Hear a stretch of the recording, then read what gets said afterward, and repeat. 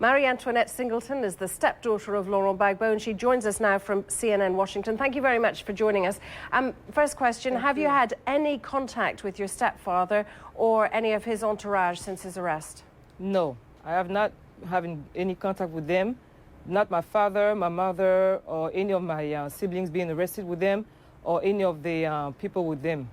And what of supporters or friends you would have had in Ivory Coast who are close to him? What are they saying about his situation at the moment?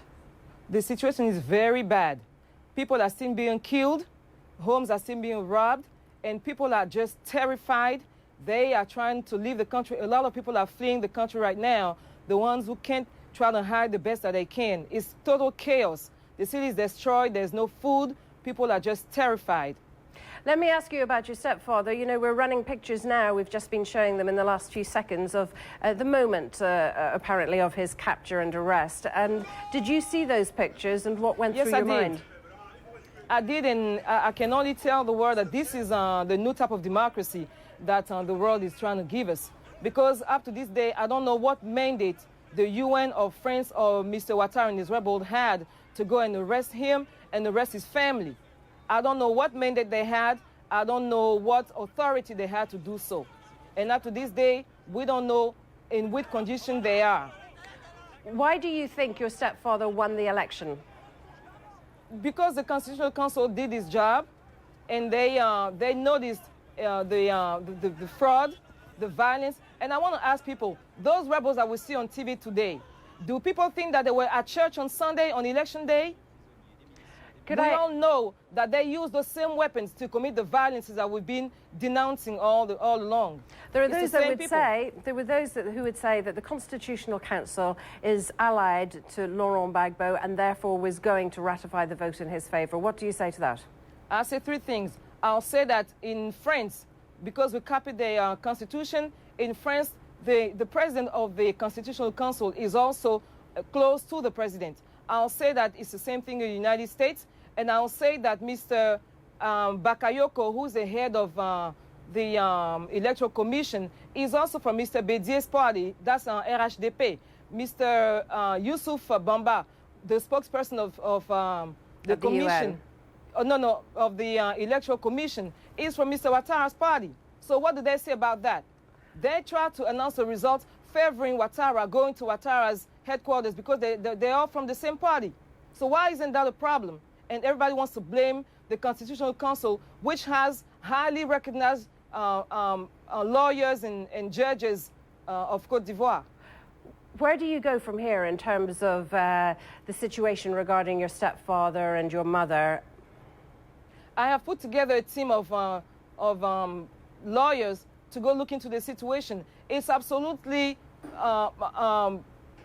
scandalous to see what's going on today. My mother being beaten, everybody can see it. Her hair has been pulled. She was thrown on the ground with rebels all around her, pulling her hair, touching her like she's their friends. This is the kind of democracy that Ouattara is bringing to Côte d'Ivoire. And one thing I want to add also is that this is nothing new to us. Because back in 1992, when Ouattara was prime minister, he arrested my parents, same manner. They were protesting because Ouattara has sent the military on campus, and a lot of students had been killed. Women had been raped. So when the opposition went on the street to protest, he arrested my parents. My mother was severely beaten and left for dead.